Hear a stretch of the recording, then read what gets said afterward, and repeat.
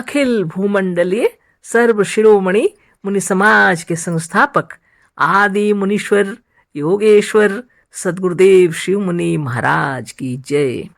उपस्थित मुनि वृंद, साधु सज्जन वृंद, संत वृंद, साधक वृंद, आध्यात्म ज्ञान के जिज्ञासुओं और प्रेमियों, सभी श्रोता वृंद, आप सभी को मेरा कोटिशः नमन, सप्रेम जय जीव। तो आध्यात्मिक चर्चा चल रही है और हम लोग सदगुरुदेव शिव मुनि महाराज रचित ग्रंथ भूत विद्या व मैस्मरिज्म के अंतर्गत अध्याय 1 पर विचार कर रहे हैं, चर्चा कर रहे हैं, है ना। और हम लोगों ने जाना, सदगुरुदेव बतला रहे हैं कि मैस्मरिज्म को तत्व से समझने के लिए निद्रा व स्वप्न के रहस्यों और इच्छा शक्ति या आत्मबल के गुप्त भेदों को जान लेना आवश्यक है। तो आगे हम लोग पढ़ते हैं, है ना। निद्रा व स्वप्न के 3 भेद हैं, जैसे तमोगुणी निद्रा, रजोगुणी निद्रा और सत्वगुणी निद्रा। बहुत विस्तार से समझना है ना।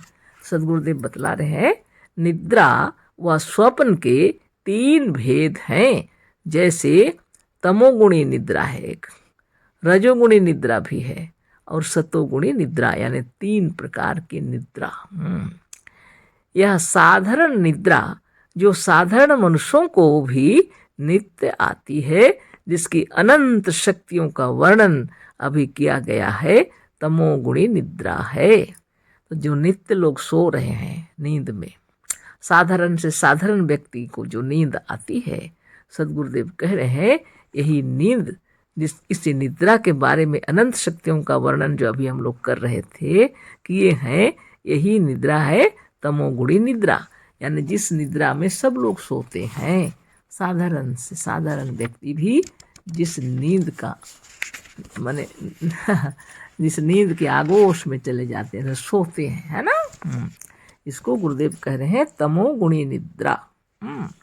और रजोगुणी निद्रा की अवस्था को वह मैस्मरिज्म की अवस्था कहेंगे। और इसके बाद गुरुदेव बतलाते हैं रजोगुणी निद्रा जो है वही वास्तव में मैस्मरिज्म की अवस्था है ना। इसी को रजोगुणी निद्रा कहते हैं, उसको मैस्मरिज्म की अवस्था है वह। और सत्वगुणी निद्रा की वह अवस्था है जिसे योगी लोग समाधि कहते हैं।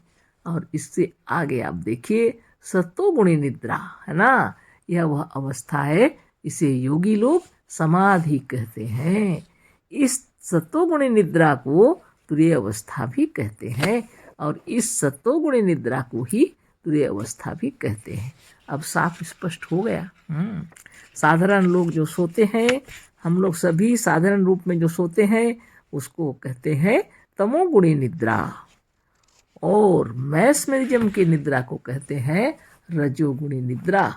और योगी लोग जब समाधिस्थ होते हैं तो उसको कहते हैं वो जो है वह तुरीय अवस्था, समाधि की अवस्था जो है सत्वगुणी निद्रा है ना।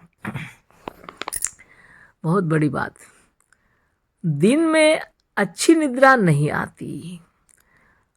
अब ऐसी बातें हैं कि दिन में अच्छी निद्रा नहीं आती, यही बात इस रजोगुणी निद्रा में भी है। अब सबके साथ ये घटित नहीं होती है कि दिन में अच्छी निद्रा नहीं आती। बच्चे लोग खूब सोते हैं, है ना, गहरी नींद में सो जाते हैं ना, दिन को भी दिन रात का उन्हें फर्क नहीं पड़ता। लेकिन फिर भी यह बात निश्चित है कि बहुत से लोगों को दिन में अच्छी नींद नहीं आती। यही बात इस रजोगुणी निद्रा में भी है। तो रजोगुणी निद्रा भी सबको नहीं होती है, इसे भी रात में लाने का यत्न करना चाहिए। तो रजोगुणी निद्रा को रात में लाने का यत्न करना चाहिए। गुरुदेव कह रहे हैं रात इसके लिए उपयुक्त समय है, रात ही इसके लिए उपयुक्त समय है। वृद्ध मनुष्यों को निद्रा तो कम आती है, यही बात रजोगुणी निद्रा मैस्मरिज्म के लिए भी है। सदगुरुदेव कह रहे हैं वृद्ध मनुष्यों को निद्रा तो कम आती है, यही बात रजोगुणी निद्रा मैस्मरिज्म के लिए भी है। रजोगुणी निद्रा भी एक इसी प्रकार की निद्रा है, इसमें नींद तो कम ही आती है, एक स्थिति आती है, मैस्मरिज्म की निद्रा है। तमोगुणी निद्रा तो वृद्ध लोगों को अधिक नहीं तो कुछ ना कुछ अवश्य आती है। तमोगुणी निद्रा जो साधारणतः सब लोग सोते हैं, भले ही वृद्ध लोग को ज्यादा नींद नहीं आती, फिर भी कुछ ना कुछ नींद अवश्य आती है निश्चित रूप से। पर यह रजोगुणी निद्रा वृद्ध और प्रौढ़ लोगों को नहीं आती। लेकिन यह जो रजोगुणी निद्रा है वृद्ध और प्रौढ़ लोगों को नहीं आती। इस रजोगुणी निद्रा के लिए बाल्यावस्था बहुत ही उपयुक्त है। तो रजोगुणी निद्रा के लिए बाल्यावस्था बहुत ही उपयुक्त है। बालक को तमोगुणी निद्रा भी अधिक आती है, और बच्चे तो तमोगुणी निद्रा में भी खूब गहरी नींद में सोते हैं, है ना। और बाल्यावस्था रजोगुणी निद्रा के लिए भी उपयुक्त है। अब विचार कर लीजिए, है ना। किसी बात को कहा बालक जितनी शीघ्रता के साथ सीखता है, उतनी शीघ्रता के साथ एक प्रौढ़ और वृद्ध नहीं सीख सकता।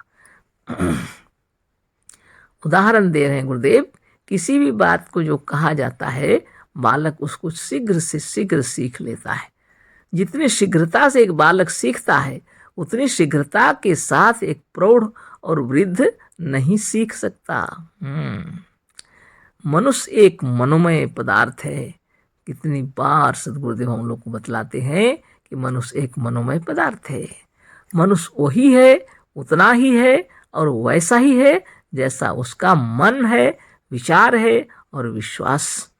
इसको तो सैकड़ों बार हम लोग पढ़ रहे हैं। हर किताब के अंदर यह बात मिलेगा आपको कि मनुष्य वही है, उतना ही है और वैसा ही है जैसा उसका मन है, विचार है और विश्वास है, क्योंकि मनुष्य एक मनोमय पदार्थ है। इसको तत्व से समझ लीजिए, है ना। एक सादे और साफ कागज पर जो कुछ लिखिए वह स्पष्ट लिखा जाएगा। एक सादे कागज पर यानी साफ कागज पर आप कुछ भी लिखिए, आप स्पष्ट लिख भी सकेंगे, पढ़ भी सकेंगे। गुरुदेव कह रहे हैं, अनेक चिन्हों से भरे हुए और मैले कागज पर किसी बात को किसी लिपि में स्पष्ट लिखना कठिन है। लेकिन जो ऐसा कागज है इसमें पहले से अनेक चिन्ह हैं और मैला कागज कह रहे हैं, लेकिन अनेक लिखा हुआ है, लिखावट है पहले से। किसी बात को आप किसी भी लिपि में स्पष्ट नहीं लिख सकेंगे। ऐसे कागज के ऊपर किसी भी बात को आप लिखना चाहें और किसी भी लिपि में लिखना चाहें, स्पष्ट लिखना कठिन है। लिखे हुए कागज पर बार बार लिखना व्यर्थ है, और लिखे हुए कागज पर ही बार बार लिखना भी व्यर्थ है। उससे कोई काम नहीं निकल सकता, है ना। कैसे पढ़ेंगे लोग, इतना गड़बड़ लगेगा उसमें, कौन पढ़ेगा। किसी भी लिपि में लिखा जाए, किसी भी भाषा को पढ़ना मुश्किल होगा। इसके लिए साफ और स्वस्थ माने साफ सुथरा कागज चाहिए, जिसमें कुछ लिखा हुआ ना हो, खाली कागज चाहिए, है ना। उससे कोई काम नहीं निकल सकता। जिससे लिखा हुआ है, लिखा हुआ के ऊपर फिर लिखा हुआ है, ऐसा बार बार लिखा है तो व्यर्थ ही है।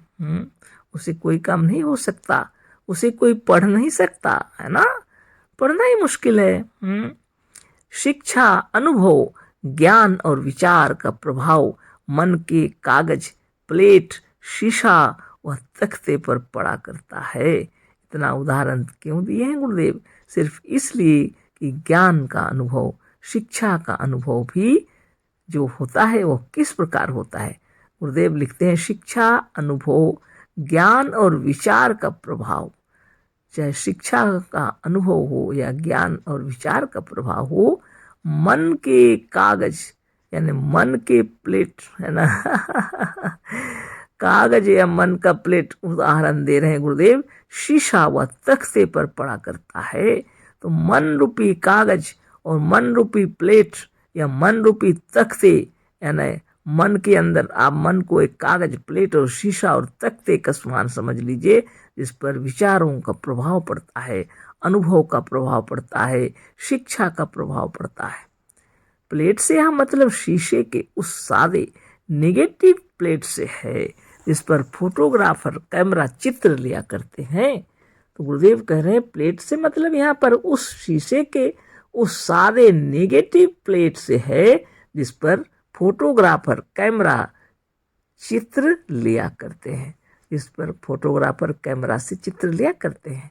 ऐसे यदि नेगेटिव पर जब एक बार चित्र पड़ जाता है तो फिर दूसरा चित्र उस पर नहीं आ सकता।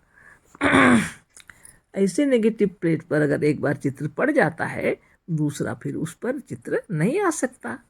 यह मनुष्य जन्म के बाद से सूक्ष्म से स्थूल होता जाता है। सबको पता है यह मनुष्य जो है जन्म लेने के बाद से स्थूल होता जाता है, यानी सूक्ष्म से आया है वह। यह मनुष्य जन्म लेने के बाद से सूक्ष्म से स्थूल होता जाता है ना। बहुत बड़ी बात है ना। छोटे से बड़ा होता जाता है। नन्हा सा बालक है ना, बिंदु रूप से होते हुए कितना बड़ा हो गया। और जन्म ले लिया तो फिर अभी भी बढ़ रहा है। बालक को सूक्ष्म लोक से इस स्थूल लोक में आए हुए अभी बहुत कम दिन हुए हैं। अभी एक बालक पर स्थूल लोक का प्रभाव बहुत कम है। जो भी बालक अभी जन्म लिया हुआ है और कुछ ही दिनों का है, अभी थोड़ी दिन में अभी बड़ा हो रहा है, 4-5 साल का है कि 10, 11, 12 साल का है, और हम लोग की उम्र से वो कितना पहले, यानी कहने का मतलब सूक्ष्म से जब स्थूल हुआ है तो अभी अभी है ना। कैसा सुंदर विचार गुरुदेव बतला रहे हैं और जिसको आपके हृदय पर बैठा रहे हैं। बालक सूक्ष्म से स्थूल होता जा रहा है धीरे धीरे, है ना, इसलिए उस पर प्रभाव पड़ता है। तो अभी इस बालक पर स्थूल लोक का प्रभाव बहुत कम है। निद्रावस्था में भी मनुष्य करीब करीब उसी सूक्ष्म लोक में जाता है जिस लोक से आकर बालक ने यह जन्म लिया है। तो निद्रावस्था में भी हम लोग वहीं जाते हैं जहाँ से हम फिर जन्म लेते हैं बालक रूप होकर। तो यह बालक भी निद्रावस्था में उसी जगह जाता है, करीब करीब उसी सूक्ष्म लोक में जाता है जिस लोक से वह आया है, बालक जन्म लिया है। और मैस्मरिज्म के निद्रा में भी उसी सूक्ष्म लोक में जाना पड़ता है, और मैस्मरिज्म की निद्रा में भी उसी सूक्ष्म लोक में जाना पड़ता है। यही कारण है बाल्यावस्था मैस्मरिज्म की निद्रा के लिए बहुत उपयुक्त है। यही कारण है कि बाल्यावस्था मैस्मरिज्म की निद्रा के लिए बहुत उपयुक्त है, क्योंकि बालक अभी उस लोक से बहुत निकट है। बालक का मन भी एक सादे कागज के समान होता है, अतः उसके मन पर प्रत्येक विचार का प्रभाव प्रत्येक प्रभावशाली मनुष्य सरलता और शीघ्रता से डाल सकता है।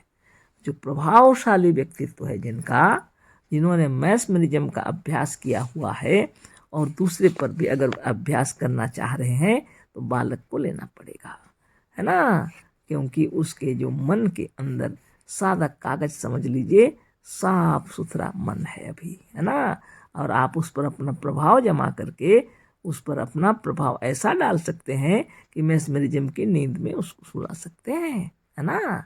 तो इस पर कल फिर चर्चा होगी, समय बहुत हो गया है ना।